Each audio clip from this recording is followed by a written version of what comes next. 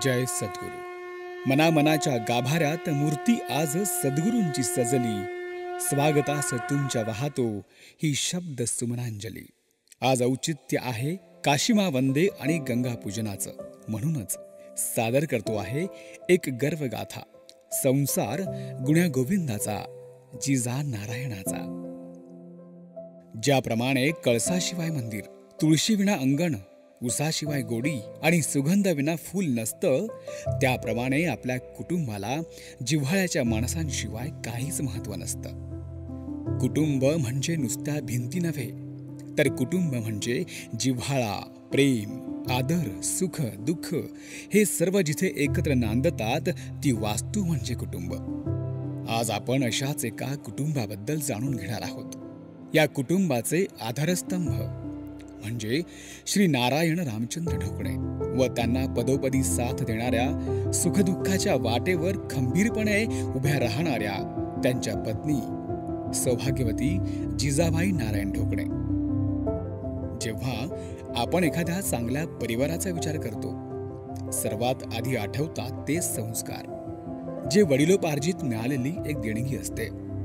तोच संस्कार दागिन्यांच्या रूपानं संपूर्ण कुटुंबाचं सौंदर्य जपत असतो.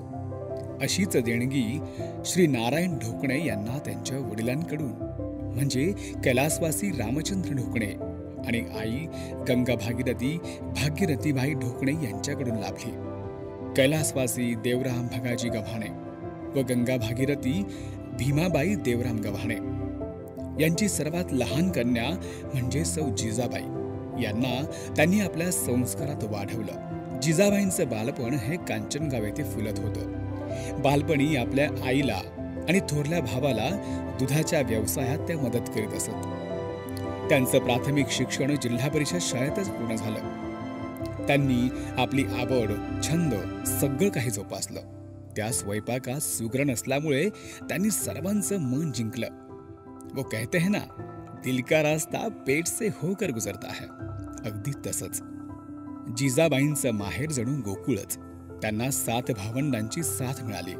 सखूबाई, लीलाबाई, बीजाबाई, छबाबाई, तर भाऊ भाऊसाहेब, दत्तात्रय, हरिश्चंद्र असा हा त्यांचा सुखी संपन्न परिवार. श्री नारायण रामचंद्र ढोकणे यांच्या कुटुंबात एक आनंदाचं नवं पर्व सुरू झालं.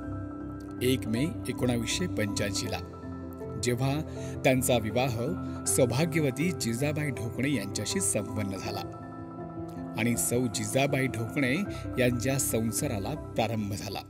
शिक्षणाची आवड असल्यामुळे श्री नारायण ढोकणे यांनी लग्नानंतर BComचं शिक्षण पूर्ण केलं. शिक्षण म्हणजे ज्ञानगंगेचा सागर. परंतु श्री नारायण ढोकणे यांना शिक्षणापासून वंचित राहावं लागलं. त्यांच्या आजोबांनी गावात पहिला ट्रॅक्टर आणला होता, जी त्यांच्यासाठी एक अनमोल भेट ठरली. त्यानंतर त्याने शिक्षणाची आस सोडून शेतीची कास धरली आणि स्वतःला शेती व्यवसायात झोकून दिलं.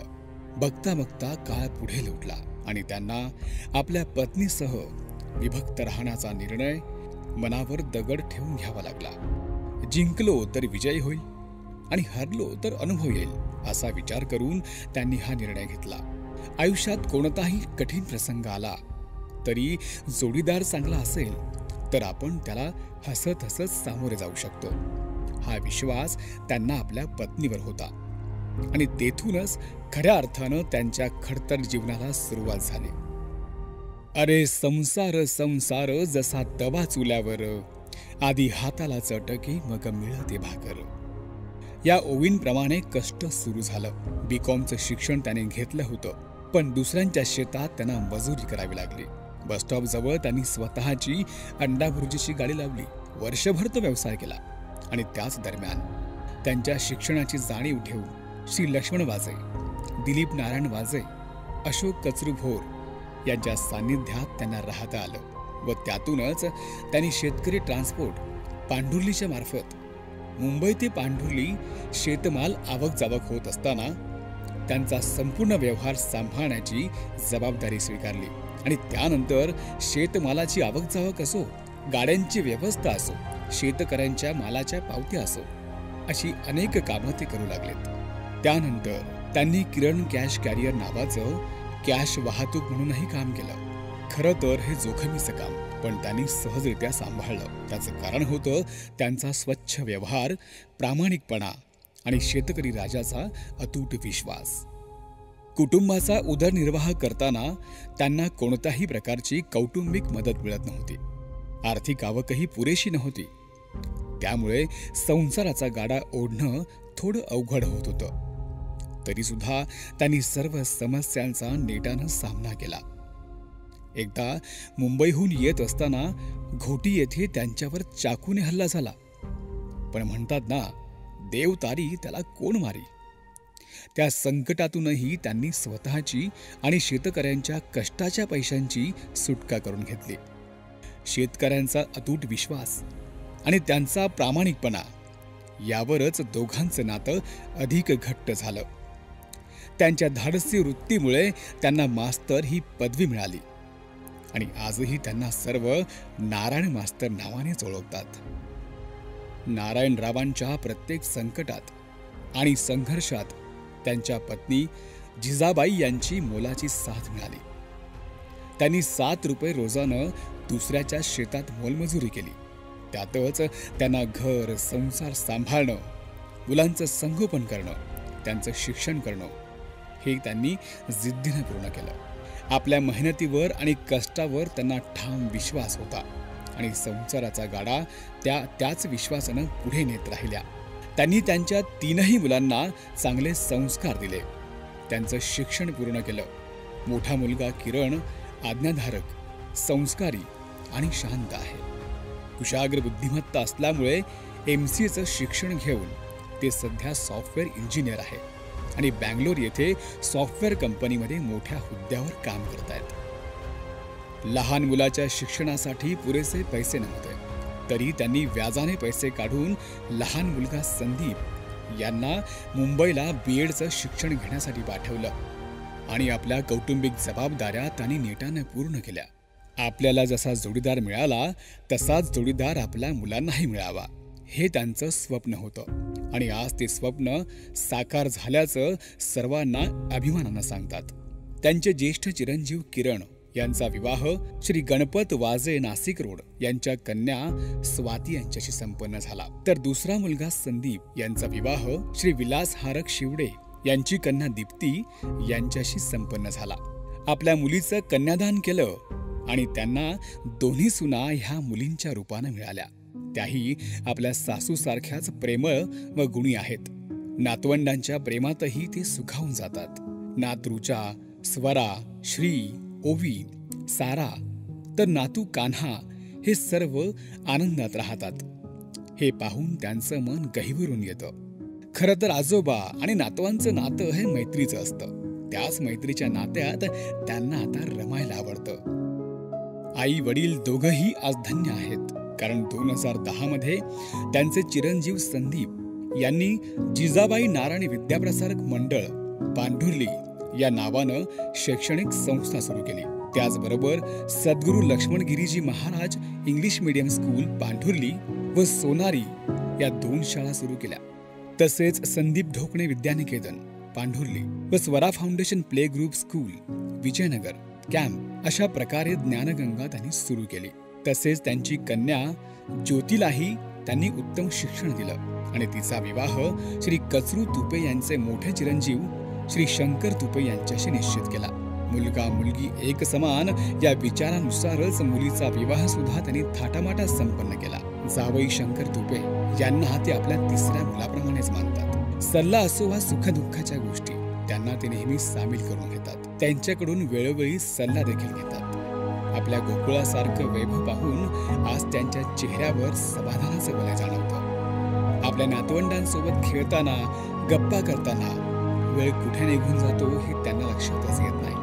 आयुष्यात सुखी कुटुंबापेक्षा दुसरं काय हवं असतं असं ते नेहमी सांगतात आणि आनंदाचे अश्रू आपसुकच उघळतात. आता ते सध्या आपल्या कुटुंबाच्या नंदनवनात व्यस्त आहेत आणि सुखाच्या हिंदोळ्यावर आनंदाचे झोके घेत आहेत. श्री नारायण ढोकणे यांनी आपल्या कुटुंबाला जेवढं प्रेम दिलं तेवढ्याच निष्ठेनं त्यांनी सामाजिक सेवाही केली.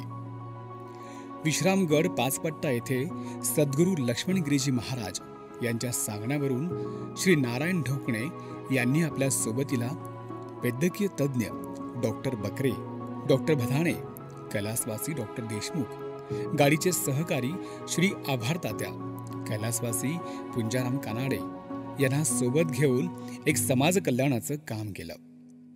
हे कार्य त्यांनी 1-2 नव्हे तर तब्बल 25 वर्ष निरंतर केलं. डॉक्टरकीची कोणतीही डिग्री घेतलेली नसताना सेवाभाव त्यांच्यात ओतप्रोत भरलेला होता. म्हणून त्यांनी प्रत्येक महिन्याच्या पहिल्या रविवारी नित्यनियमाने ही सेवा केली.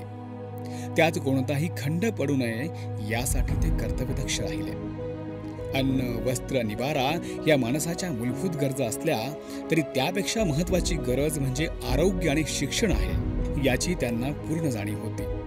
लक्ष्मणगिरीजी महाराज यांच्या प्रेरणेतून त्यांनी हे कार्य सुरू केलं होतं. कोरोनाच्या काळात लोक घराच्या बाहेर पडत नव्हते आणि आरोग्याची काळजी घेण्याबद्दल लोकांमध्ये जनजागृती व्हायला सुरुवात झाली. त्यानंतर अखंड सुरू असणारा हा प्रवास त्यांनी थांबवला. परंतु जनसेवा केल्याचं समाधान त्यांना मनापासून आहे. त्याचबरोबर त्यांना आज मनापासून समाधान आहे की त्यांनी चारधाम यात्राही पूर्ण केली आहे. गोकुळात जाण्यापेक्षा आपल्या घरातच गोकुळ आहे हे अनुभवताना त्यांचा ऊर अभिमानाने भरून येतो. आज सारं कुटुंब गुण्या गोविंदाने नांदत आहे याचा त्यांना मनस्वी आनंद आहे. आयुष्याच्या वाटेवर कधीच थांबायचं नसतं. यशाचं पहिलं पाऊल गाठायचं असतं. आपलं नशीब दुसरं कोणी बनवत नसतं, ते आपण स्वतःच बनवायचं असतं. येताना कोणी काहीच आणत नसतं आणि जातानाही कोणी काहीच नेत नसतं. हे आयुष्य मग कोणासाठी जगायचं असतं? ह्याच प्रश्नाच्या उत्तरासाठी जन्माला यायचं असतं. आणि आपला जन्म सार्थकी लागल्याचं समाधान नारायणरावांना मनापासून आहे. अशा ढोकणे कुटुंबासाठी इतकंच सांगतो. त्यांनी त्यांचं आयुष्य खूप सुंदर बनवलंय. त्यात आनंदाच्या क्षणांची सतत बेरीज होत राहो आणि आपापसातील प्रेमाचा मात्र गुणाकार होत राहो. दुःखद क्षणांचा भागाकार होत राहो आणि बाकी मात्र नेहमी शून्य होत राहो. ह्याच त्यांना आंतरिक शुभेच्छा.